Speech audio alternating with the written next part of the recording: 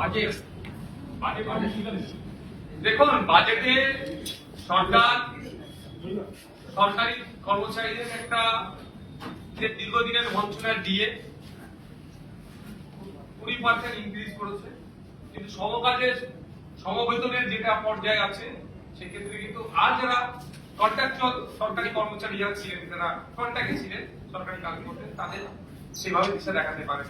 কিন্তু এই সরকার যখন বিরোধী দলের আসনে ছিল তারা বলেছিলেন ক্ষমতায় আসলে কেন্দ্রীয় সমহারে ডিএর ব্যবস্থা করা হবে, সেটা দিয়ে আজকে ব্যর্থ। শুধু তাই নয়, সিভিক ভলেন্টিয়ার থেকে শুরু করে আশাকর্মী যারা আছে তাদের কিছু হয়তো সাম্মানিক বাড়ালেও আমরা যদি আশাকর্মীদের বিভিন্ন রাজ্যে দেখি তাদের ক্ষেত্রে যে যারা যে সাম্মানিক পায় আমাদের রাজ্যে সেই অর্থ পায় না। এবং সিভিক ভলেন্টিয়াররা কোনো অংশে একটা কনস্টেবলের থেকে কম কাজ করে না, তাদের যে সাম্মানিক বাড়ানো হচ্ছে সেটা আমাদের কাছে কম হচ্ছে। দীঘায় যখন জগন্নাথ মন্দির বা জগন্নাথ ধাম বা নিউ টাউনে বিগত সরকার যে দুর্গাঙ্গন করার পরিকল্পনা নিচ্ছিল, বর্তমান যারা শাসকে আছে তারা তখন বিরোধীরা আসনে ছিল, তখন তারা বলেছিল যে রাষ্ট্রীয় টাকা বা জনগণের ট্যাক্সের টাকা থেকে এই ধরনের ধর্মকর্ম কাজ করা যায় না। আর আমরা দেখছি এই বাজেটে বিভিন্ন ধর্মস্থানে সংস্কার থেকে শুরু করে বিভিন্ন প্রজেক্ট হচ্ছে, ঘুরে ফিরে সেই মানে জাস্ট মানুষই এক তো শুধু ড্রেসটা চেঞ্জ করা হচ্ছে দেখতে পাচ্ছি। যে বিষয়টা লক্ষ্য রাখছি, অনেক প্রতিশ্রুতি দিয়েছে এখানে, ব্লু ইকোনমির কথা বলেছে, সুনীল অর্থনীতির কথা বলেছে, মৎস্য চাষীদের কথা বলেছে, কিন্তু বাস্তবিক অর্থে এটা কতটা রূপ পাবে সেটা এখন দ্বিধাদ্বন্দ্বের মধ্যে আছে। কারণ আমরা দেখেছি অলরেডি সমতলে যেভাবে দু একটা শিল্পপতি গোষ্ঠী কন্ট্রোল করছে, এই ব্লু অর্থনীতির কথা চাপিয়ে সুনীল অর্থনীতির কথা বলে এবারে কি জলটাকেও দখল নেবে, সেই দুটো একটা কোম্পানিকে বরাদ দিয়ে সবটাই কন্ট্রোল নেবে না। আর ম্যাক্সিমাম জায়গা দেখলাম সিপিপি মডেলের কথা বলা হচ্ছে, শুনতে খুবই ভালো লাগে, পাবলিকের উপরে পাবলিক এখানে ইনভলভ হচ্ছে, কিন্তু এখানে সেই ধরনের পলিসি আমি দেখতে পাই না যেটা আমাদের পাড়া যিনি মাসে ৬,০০০ টাকা ইনকাম করতে তার অনেকটা কষ্টকর হয়ে ওঠে, সেও এই সরকারি পিপিপি মডেলের যে অংশগ্রহণ করতে পারো, এ ধরনের মডেল নাই। তাই পিপিপি বললেও সেই নির্দিষ্ট কয়েকটা শিল্পপতি গোষ্ঠীদের জন্য হয়তো মানে কথা হচ্ছে, অনেক এখানে প্রতিশ্রুতি হচ্ছে। সর্বোপরি যেটা আমি আগে থেকে উপলব্ধি করেছিলাম সারা দেশের পরিস্থিতি দেখে, সংখ্যালঘুদের ক্ষেত্রে যে বরাদ্দ ছিল সেটাকে কাট করা হচ্ছে, প্রায় ৩,০০০ কোটি টাকা কাট করা হয়েছে।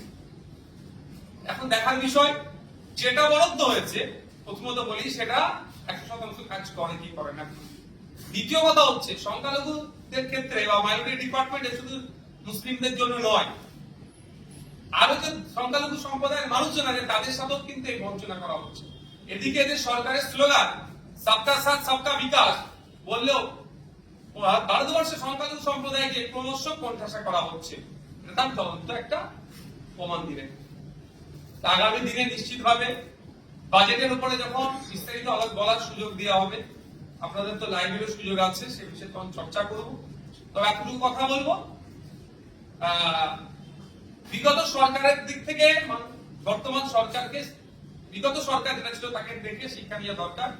ক্ষমতার দম্ভ দেখালে পরাজয় নিশ্চিত হবে, শুধু তাই নয় পরাজয়ের পরে যে বিপর্যয় নেমে আসবে সেটা কিভাবে সহ্য করবে সেটা তাকে শিক্ষা নেওয়া দরকার।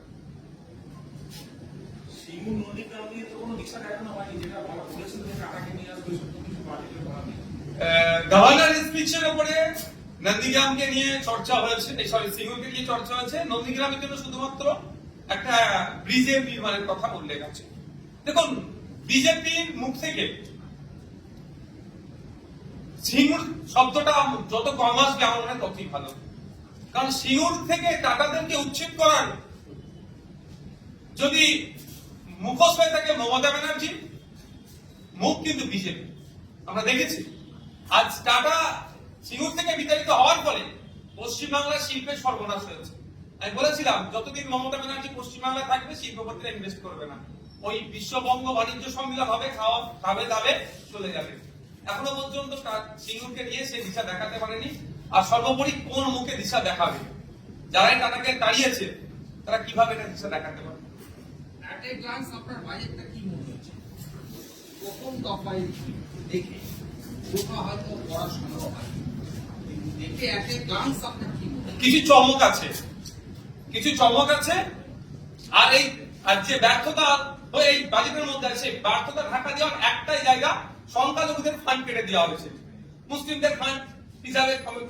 ফলে যারা বিজেপি কে নিয়ে এসছে একটা অংশ, একটা হেভি অংশ তো ভোট দিয়ে নিয়ে এসছে এই রাজ্য সরকারের বিচারিতা অন্যায় অত্যাচারের বিরুদ্ধে বিগত সরকারের। আর যে অংশের ভোটটা বিজেপি কে নিয়ে এসছে তারা দেখাবে যে মুসলিমদেরকে টাইট দেওয়া হচ্ছে, এটাতে চাপা দেওয়ার জন্য এই সংখ্যালঘুদের ফান্ডে আচ্ছা, নির্দিষ্ট করে এই কোশ্চেনটাই করবো। সংখ্যালঘু দপ্তর, মাদ্রাসা শিক্ষা দপ্তর, তার যে বরাদ্দ তার প্রায় 50%-এর নিচে নেমে গেছে। আগের সরকারের এই যে বরাদ্দ ছিল এবং এই সরকারের যে কমানো হতো আগের এবং এখন কিভাবে বিশ্লেষণ করবো? ধর এই বাজেটের যে সমস্ত দিকগুলো ব্যর্থতা আছে, দুর্বল জায়গাগুলো ঢাকা দেওয়ার অস্ত্র ওটাই, আর কোনো চর্চা হবে না, ওটাই অস্ত্র। এই দুর্বলতা ঢাকা দেওয়ার জন্য সংখ্যালঘুরা রেডি আছে, এক নম্বর। দ্বিতীয় কথা, সংখ্যালঘুদেরকে মানে সংখ্যালঘু মুসলমানদেরকে টাইট দেখিয়ে বাকি যারা সংখ্যালঘু সম্প্রদায়ের অন্তর্ভুক্ত তারা আজকে টাইট হচ্ছে। তৃতীয়ত, যে বাজেটটা আজকে রেখেছে একটু আমি চরম বিরোধিতা করছি, কারণ প্রত্যেকটা ডিপার্টমেন্টের বাজেট বাড়লো, সংখ্যালঘু ডিপার্টমেন্টের বাজেট কমে গেল, এটা আমি চরম বিরোধিতা করছি এবং এটা নিয়ে বিবেচনা যাতে করা হয় সেটারও আমি চর্চা করব। 3 নম্বর বিষয় যেটা থাকছে সেটা হচ্ছে যে বাজেট বরাদ্দ হয়েছে সেটাও যদি 100% কাজ করে সেটাও কিন্তু উপরি পাওনা হবে। কারণ এটুকু আমি বলে দিই, লাস্ট ফিনান্সিয়াল ইয়ারে 5,500 কোটি টাকার উপরে সংখ্যালঘুদের স্বার্থে বরাদ্দ ছিল না তৃণমূল পরিচালিত সরকারের। কিন্তু তথ্য তুলে দেখা যাবে লাস্ট 4টি আপনি অর্থবর্ষ দেখেন 50% এরা খরচে কভার করেনি যা বরাদ্দ থাকে। শুধু তাই নয়, 20% মুসলিম যে ব্লকে বসবাস করে সেই ব্লকগুলোকে অ্যাজ মুসলিম ব্লক হিসেবে ট্রিট করিয়ে ওখানে স্কুল এডুকেশন সহ আনুষঙ্গিক ডিপার্টমেন্টে এই সংখ্যালঘু বিষয়ক মাদ্রাসা শিক্ষা দপ্তরের টাকাও খরচ করা হতো, অর্থাৎ টাকা ফান্ডের অপব্যবহার হতো। আমি আশা করবো এই সরকারের কাছে যে ফান্ডের অপব্যবহার না হয়, মিসম্যানেজমেন্ট না হয়, যে ফান্ড যার জন্য বরাদ্দ হয়েছে হেড টু হেড সেটা খরচ করা হোক এবং এটা এই বৈষম্যের হাত থেকে, বঞ্চনার হাত থেকে বাংলার মানুষ সহ সংখ্যালঘুদেরকে মুক্ত দেওয়া হোক। কারণ গভর্নর স্যার তার স্পিচে বলছে আপনার ধর্মনিরপেক্ষতার চরিত্র বজায় রাখার কথা। যদি ওটাই হয় এবং প্রত্যেকটা ধর্ম জাত বর্ণের ঊর্ধ্বে গিয়ে একটা গুড গভর্নেন্স উপহার দেওয়ার কথা বলছে, তো এখানে নির্দিষ্ট করে সংখ্যালঘু সম্প্রদায় মুক্ত যারা আছে তাহলে সরকারের দ্বারাই তারা বৈষম্যের শিকার হচ্ছে। আর এই সরকার সংবিধানকে সামনে রেখে শপথ নিচ্ছে, আশা করবো সংবিধান সম্মত কাজ করবে। সংবিধান যে রাইটস গুলো দিয়েছে একজন সাধারণ নাগরিকের উপরে, একজন সংখ্যালঘুর উপরে, একজন এসটি এসসির উপরে, সেটা যাতে যথাযথ ফুলফিল হয় সেটা নজর রাখবে। বিজেপি বহুবার পরিযায়ী শ্রমিক নিয়ে অনেক সমালোচনা করছে আগের সরকারে, এই বাজেটে কি পরিযায়ী শ্রমিকদের নিয়ে কোনো দিশা দেখানো হয়েছে? এখানে নতুন কলকারখানা তৈরি হবে, কর্মসংস্থান তৈরি হবে পরিযায়ী শ্রমিকদেরকে ছাড়তে খাটতে ওরা এখানে কাজ করবে, কিন্তু এখনই তো এটা সম্ভব নয়।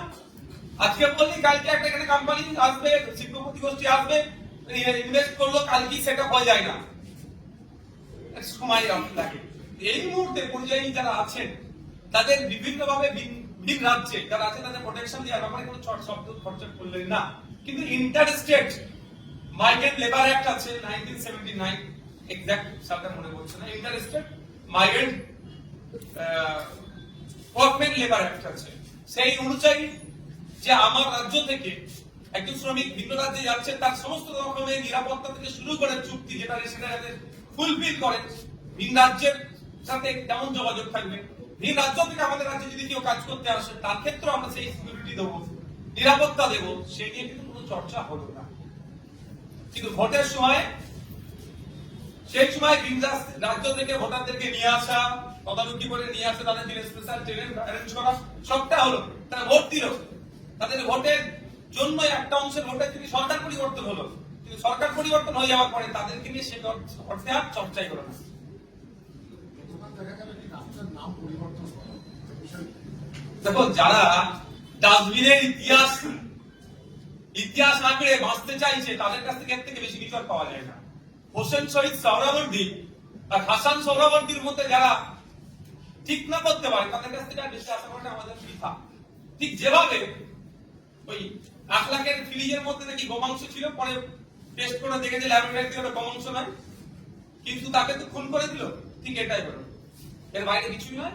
সংখ্যাগরিষ্ঠ যেখানে সংখ্যালঘু সম্প্রদায়ের মানুষ একটু বেশি বসবাস করে, সেই জায়গাটায় নামটা পরিবর্তন করলো, কাকার নাম হলো কি চাচার নাম হলো, ব্যাপারটা নয়, পরিবর্তন করে এই যারা উগ্র মানসিকতা নিয়ে চলছে তাদেরকে একটু অক্সিজেন দিল। আর এই সরকারের ব্যর্থতা যত এই 1.5-2 মাসে যেটা হয়েছে সেটাকে ঢাকা দেওয়ার চেষ্টা মাত্র, আর কিছু নয়। আমরা আশা করবো, আমরা চিফ মিনিস্টারকে চিঠি করবো যে অবিলম্বে যে হাসান সোহরাওয়ার্দীর যে অবদান, সে অবদানকে স্বীকৃতি দিয়ে তার নামটা পুনরায় আবার সেখানে ফিরিয়ে আনা উচিত।